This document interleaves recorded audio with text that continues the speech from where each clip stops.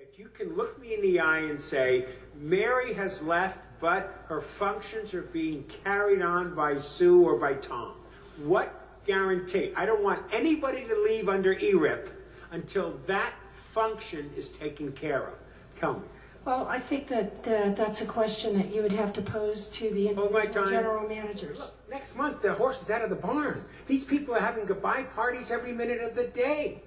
I'm worried about right now through the holidays, and when I come back after recess and I want the door open, I don't have the key, Councilman. I mean, what about the reality of them flying the coop without us putting in place somebody that can do the job? Can we put it on hold until we get comfort on each one of these departments, be it planning, be it DOT, be it these others?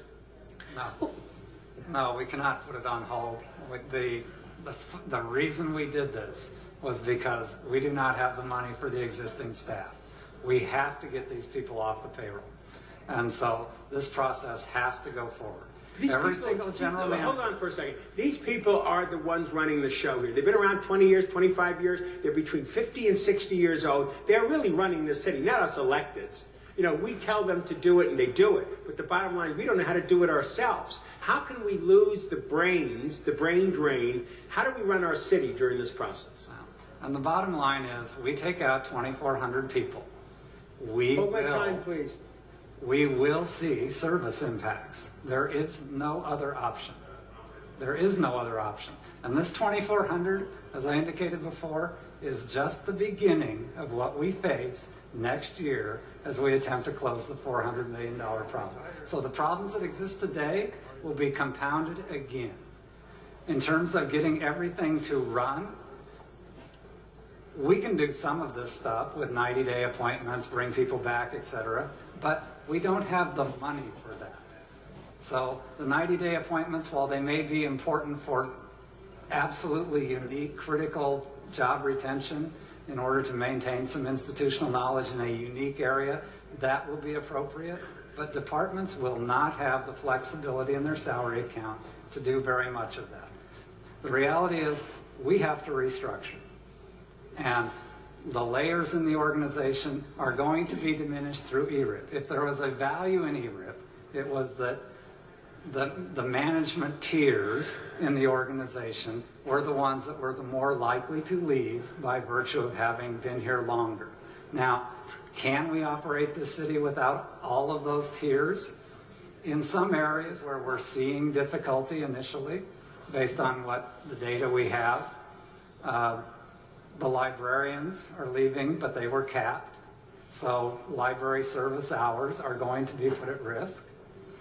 The number of mechanics and the people in the fleet operation that sustain the vehicles that allow the fire department to respond, allow sanitation to do their jobs, allow the police department to respond. We're losing a lot of those, and replacing that ability to get cars maintained, trash trucks maintained, is going to be a significant challenge for the organization. In the accounting series, we're losing significant accountants, and it will be a challenge to maintain our fiscal responsibility across the board, and also in HR, where, you know, I'll give you the example of the library department. In the library department, every single person in their HR operation has filed for ERIP. Does that mean that HR in the library will stop? No. We will have to find an alternate way of delivering that product. And will it be easy? No. This is going to be terrible, frankly. It is going to be very, very hard. But that said, this is just the beginning. Next year is worse. Okay, but how about getting each department head to come before us, before we go on recess, and tell us how their matrix is going to work to provide critical services to our constituents? Well, can I just say that each department head is only just finding out who has filed? I mean, the filing is not even I understand closed. that, and she's still running my clock, though you were talking. I'm tired of that thing, and it squeezed me out of my moment, okay? My bottom line is this. We cannot let people leave unless their functions, if their critical functions to running this government are gone. And I want to throw up my hands and say, oh, well, we just don't have the money and it's going to get worse next year. I want each department head to give me their org chart and explain where their vulnerability may happen that could impact critical services to the people. And I don't want that person leaving with a golden parachute future and no one filling that job. Can we do that? Well, I think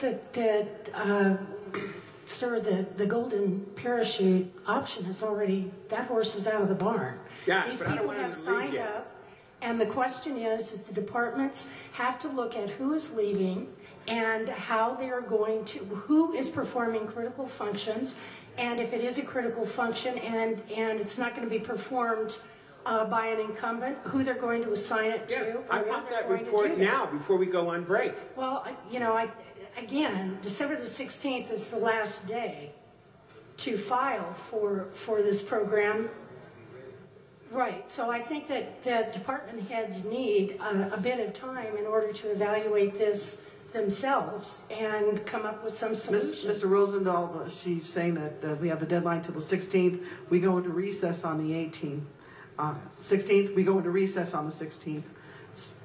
Our last day of council is December the 16th. Yeah, but Madam President, what if between the 16th and when we come back in January, people leave that know where the keys are or the lights are, and we've trained no OJT, no on-the-job She said training? she was, I think, 50, how many people down? With regards to people leaving, with regards to people leaving, we had 51 people leave on December 5th. We are projecting to have another 350 people on January 2nd. And then in February 2nd, we will have an additional batch. The transaction time is limited by the ability of lacers to process these people off the payroll. So they are comfortable doing $350 a month. We will have time to do all 2,400, and we have structured it so that the department heads are telling us now who the top 5% are. Who are the 5% of the people in your department that you absolutely positively have to keep? Every single department in the city is going to be faced with exactly the same thing. We've accumulated a massive number of vacancies that we used to fund. People used to be in those jobs and used to provide services. Those are all gone, and they're not coming back. On the ERIP positions, we're limited to the 7% backfill. And we will move people to the maximum extent possible to get them into all of the critical assignments. But at the end of the day, we need 2,400 people, minus 7%, off the payroll and gone. And as I said, that doesn't address next year. 51 people leave on December 5th. We are projecting to have another 350 people on January 2nd.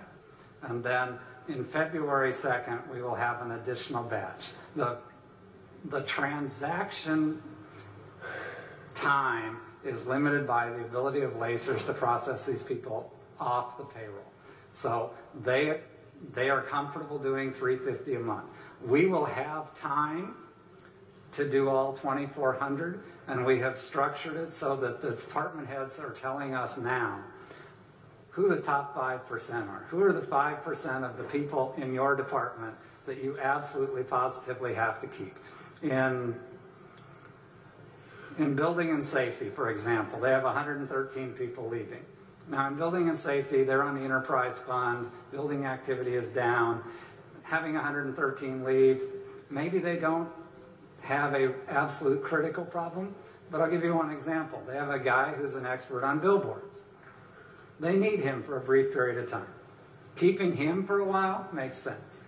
And so we've provided that opportunity to put that person at the end of the I'm queue. more concerned about transportation and planning, to be honest with you. Transportation, we got to move our cars around. We have to collect the money from the meters. We need to make certain streets certain ways as a critical part of providing flow of traffic. Are we going to lose in that department critical people that have those levels? Same thing with planning. I hear the rumor, you can throw money at me, Councilman, but I have no bodies there to do the planning. So all planning, which means projects, which means business, are also in jeopardy. Those two departments I'm more worried about than building and safety. Planning department has 40 people that have filed for ERIP, and it will significantly impact their operation. The Department of Transportation has 161.